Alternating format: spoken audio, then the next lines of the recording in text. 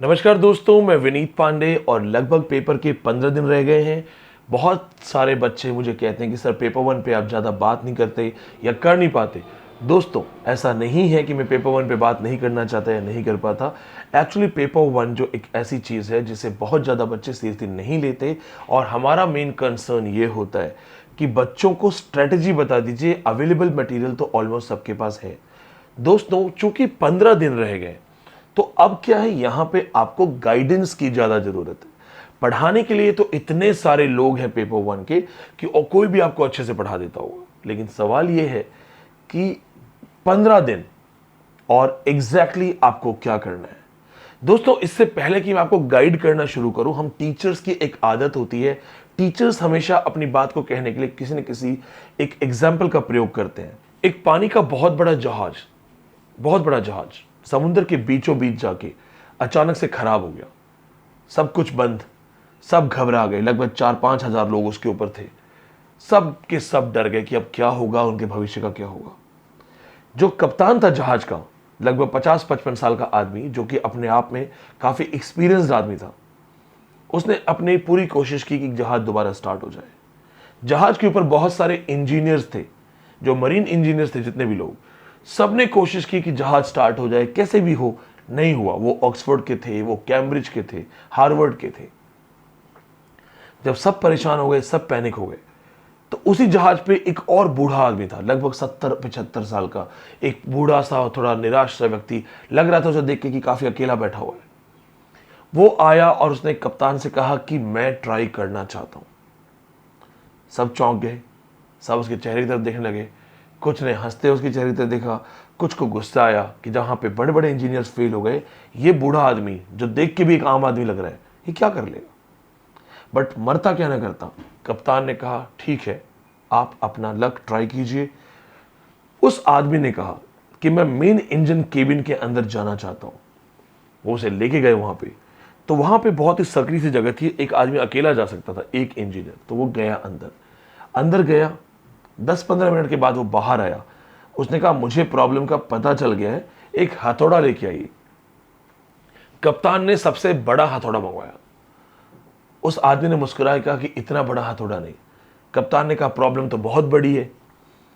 उसने कहा मुझे एक छोटा सा हथौड़ा चाहिए, बहुत छोटा सा। कप्तान सरप्राइज था। कप्तान ने कहा ठीक है, कोई बात नहीं, आप छोटा हथौड़ा लीजिए। छोटा सा हथौड़ा लेके वो आदमी जहाज के अंदर दोबारा जाता है। बाहर सब लोग परेशान थे, किसी को उम्मीद नहीं थी क्या होगा। और अंदर से जहाज के 3 बार ठोकने की आवाज आती है। 3 बार ठोकने के बाद वो आदमी बाहर आता है और कहता है कि एक बार आप जहाज को दोबारा स्टार्ट कीजिए। कोशिश की जाती है और जहाज स्टार्ट हो जाता है। अब वही लोग जो उस पर डाउट कर रहे थे, सब उसको थैंक यू बोलना शुरू कर देते हैं। सब उसके साथ फोटो खिंचवाते हैं, सेल्फियां लेते हैं। कप्तान आके अभिवादन में सर झुकाता है और कहता है कि क्या मैं आपकी कुछ सेवा कर सकता हूं। आपने 3 बार हथौड़े से मारा है, क्या आपको कुछ पैसे चाहिए। वो कहता है कि मैं बिल आपकी कंपनी को भेज दूंगा। लगभग 10 दिन के बाद जहाज किनारे पहुंचता है। कंपनी वाले उस कप्तान को बुलाते हैं और कहते हैं ये क्या है। $1 करोड़ का बिल आया है इंजीनियरिंग का, ऐसा क्या हुआ। कप्तान घबरा गया। कप्तान को भी नहीं समझ में आया कि ऐसा क्या हो गया, किसने ऐसा क्या काम कर दिया, 1 करोड़ का बिल आया। कप्तान ने जैसे ही कागज देखे, उसे याद आया वो बूढ़े आदमी की कहानी जिसने 3 बार हथौड़े से मारा था। कप्तान ने कहा तो बहुत गलत है, इतना बड़ा कोई काम ही नहीं था, इतनी बड़ी कोई चीज नहीं थी। बुलाओ उस आदमी को। उस आदमी को बुलाया गया। कप्तान ने उस पर चिल्लाते हुए कहा तुमने सिर्फ 3 बार ठोका और तुम्हें उसके $5 से ज्यादा नहीं बनते, तो तुम ये $1 करोड़ कैसे मांग सकते हो। उस बूढ़े आदमी ने कहा निश्चिंत ही आप सही कह रहे हैं, 3 बार हथौड़ा टक टक करने का $5 ही मेहनताना बनता है, वो मुझे आप $5 दे दीजिए। लेकिन मुझे 1 करोड़ रुपए में से बाकी की सारी बची हुई जो राशि है, वो सिर्फ इस बात के लिए चाहिए कि कहां पे 3 बार ठोकना था। तो ठोकने के तो $5 चलेगा, लेकिन एग्जैक्टली कहां करना था। तो that is the value of guidance. हो सकता है आपको कहानी अच्छी लगी हो, समझ में आया हो, आप भी भविष्य में टीचर बनेंगे। नॉलेज कहां पे क्या करना है और कैसे करना है। एक्यूरेसी ही आपको सक्सेस दिलाती है। और ये मैं अपने एक्सपीरियंस से कह रहा हूं। अगर 8 बार नेट निकाला है, 2 बार जीआरएफ है, तो एग्जैक्टली पता है क्या पढ़ना है, कम समय में जरूर पढ़ना है। और अब चलते हैं लेक्चर की तरफ। दोस्तों, चूंकि 15 दिन बाकी रह गए हैं, अंडर प्रेशर एक साइकोलॉजिकल बिहेवियर होगा आप सबका। आप पेपर 2 को ज्यादा टाइम देंगे, अपने अपने main subject commerce, management, English literature, political science, history, सबको लगेगा कि हमारे मेन सब्जेक्ट्स को ही ध्यान देना चाहिए। पेपर 1 तो हमने कर लिया है, हमने कुछ ना कुछ पढ़ा है, हमने कोई ना कोई क्लासेस ज्वाइन कर ली थी। दोस्तों, आर्ट्स के स्टूडेंट्स का एक्चुअली पेपर 1 वीक होता है अनटिल अनलेस आपने बीएड ना की हुई हो या फिर आपका कोई एसएससी वगैरह की प्रिपरेशन ना हो। यानी कि आपका मैथ्स, रीजनिंग अगर किसी और कॉम्पिटिटिव एग्जाम की वजह से अच्छा है तो थोड़ा सा कॉन्फिडेंट आप हो सकते हो। पर हमेशा याद रखना दोस्तों कि जैसे ही कॉन्फिडेंस ओवर कॉन्फिडेंस के लेवल पे जाता है, आपको वहीं पे ही एक जोरदार पटकी लगेगी, यानी कि धोखा खा जाओगे। तो अब समय है 15 दिन का। सबसे पहले ये मत सोचो कि तुम पेपर 1 पूरा तैयार कर चुके हो, कोई जरूरत नहीं करने की, ऐसा मत सोचना। आज अभी से पर डे 2 घंटे पेपर 1 को देना शुरू कर दो। अगर सारे नोट्स बने हुए हैं, सब पढ़ रखा है, तो रिवीजन करना शुरू कर दो। क्योंकि मेरे दोस्तों, हो सकता है 2 क्वेश्चन तुम्हें पेपर 2 में ना आए, लेकिन अगर वही 2 क्वेश्चन पेपर 1 में ज्यादा आ गए तुम्हें, तो तुम्हारा स्कोर बैलेंस हो जाएगा। पेपर 1 को लाइटली मत लो। जिन लोगों का पेपर 1 फिर भी बहुत अच्छा है, जिन्हें लगता है बहुत अच्छा है, आप 2 घंटे को 1 घंटा कर दीजिए रिवीजन करने के लिए, स्किमिंग करने के लिए, यानी कि एक सरसरी दृष्टि से जल्दी पढ़ने के लिए। लेकिन ये करिए, ये बहुत जरूरी है। जिन लोगों का पेपर 1 बहुत वीक है, जो कहते हैं सर हमारा कॉन्फिडेंस पेपर 1 में नहीं है, सब्जेक्ट फिर भी ठीक है हमारा, तो दोस्तों यही समय है कि आप अपने पेपर 1 को 3 से 3.5 घंटे का कर दो। अब आता है सवाल, क्या क्या जरूर पढ़ें। देखो, जब अंतिम दिन आते हैं एग्जाम के, अंतिम दिनों में अपनी प्रिपरेशन पे डाउट कभी नहीं होना चाहिए। तो आपने किसी की भी क्लास ली हो, कहीं भी कुछ पढ़ा हो सकता है आपको पढ़ते वक्त लगा होगा टीचर अच्छा नहीं है, इतना खास नहीं है, लेकिन मेरे दोस्तों अब उसी टीचर पे आपको भरोसा करना है, क्योंकि 15 दिन बाकी है।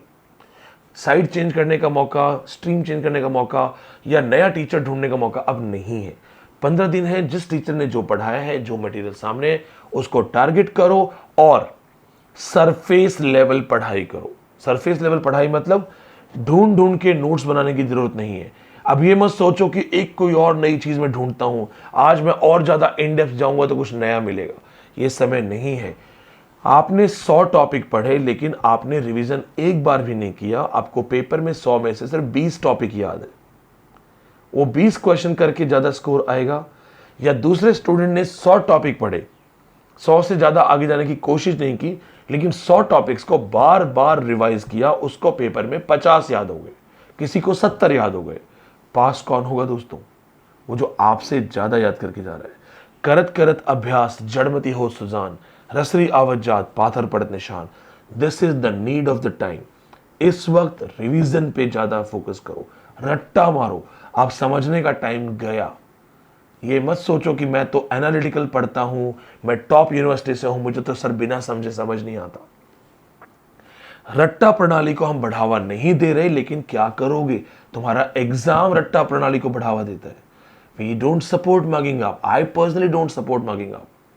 बट अब चूंकि 15 दिन है और तुम्हारा जिंदगी का फैसला, तुम्हारे नॉलेज का फैसला, तुम्हारी क्या वर्थ है, क्या वैल्यू है, इसका फैसला सिर्फ 3 घंटे के एग्जाम में होगा।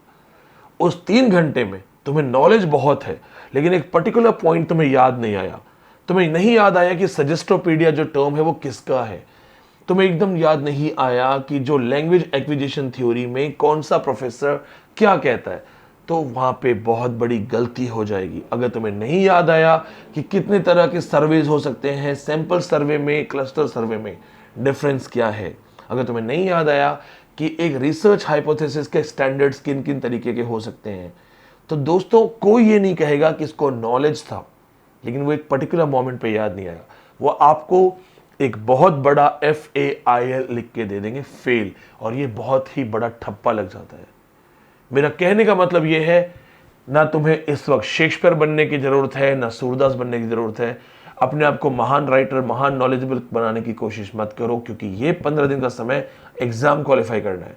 एग्जाम क्वालिफाई करने के लिए मैक्सिमम चीजें याद करो, रिवाइज करो, अगर याद हो जाती है दोबारा याद करो, रुको मत। डोंट बी ग्रीडी, बहुत ग्रीडी मत हो। ये मत सोचो मैं और नया ढूंढता हूं।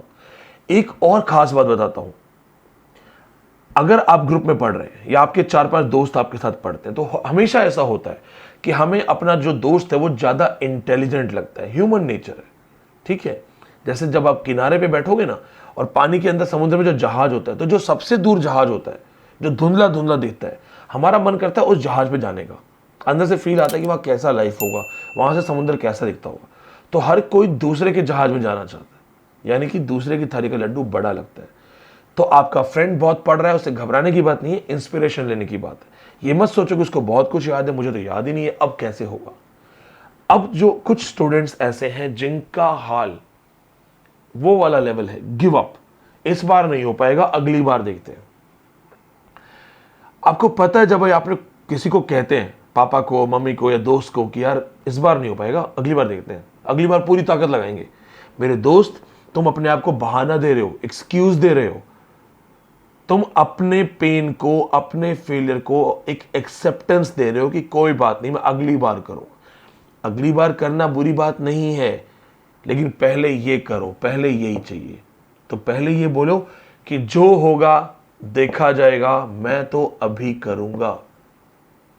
विलियम शेक्सपियर की बहुत अच्छी लाइन है, there is a special providence in a fall of a sparrow. वो कहता है कि जब एक आसमान से चिड़िया उड़ते हुए नीचे गिरती है या मर जाती गिर के, तो उसमें भी एक प्रकृति का बहुत बड़ा एक प्लान होता है, सिस्टम होता है, के सेरा सेरा, जो होना है वो होगा। यानी कि अगर तुम्हारी किस्मत में ऊपर वाले ने लिखा है कि ये राज करेगा, तो विदाउट नेट भी करोगे। अगर लिखा है कि कुछ नहीं करेगा, स्ट्रगल करेगा, तो मेरे दोस्त जेआरएफ करके भी करोगे। यानी कि कहने का मतलब यह है, जो भगवत गीता में श्री कृष्ण ने कहा था कि जय पराजय तुम्हारे हाथ में नहीं है, तुम्हारे हाथ में सिर्फ यह है कि तुम कैसे लड़ते हो। यानी कि जब उन्होंने अर्जुन से कहा कि अर्जुन, डिपेंड ये करता है कि तुम क्या करते हो, जीतोगे हारोगे तुम्हारे हाथ में नहीं है, लेकिन एक चीज तुम्हारे हाथ में है, अपना कर्म करना। तो जब कर्म कर रहे हो तो ढंग से करो। यानी कि 15 दिन के अंदर teaching aptitude, research, higher education, environment, जितने भी कंप्यूटर से रिलेटेड नए क्वेश्चंस हैं, सॉफ्टवेयर्स हैं, व्हाट्सएप, फेसबुक, इनकी डिटेल्स सब रिवाइज कर दो। मैथ्स में वीक हो, एटलीस्ट रीजनिंग को फोकस करके जाओ, एटलीस्ट रीजनिंग पे ट्राई करो। मैथ में कमजोर हो, रीजनिंग पे तो नहीं होगे ना, रीजनिंग में दिमाग चलता है, विजडम होती है, वो ट्राई करो। अगर लगता है कि मैं मैथ्स में कुछ नहीं कर पा रहा हूं, तो दूसरे में कर लो, वैदिक मैथ्स में कर लो, लेकिन ये देखो, go for maximum questions answers, maximum attempt करो। मेरे दोस्त, आपको कोई नहीं रोक पाएगा।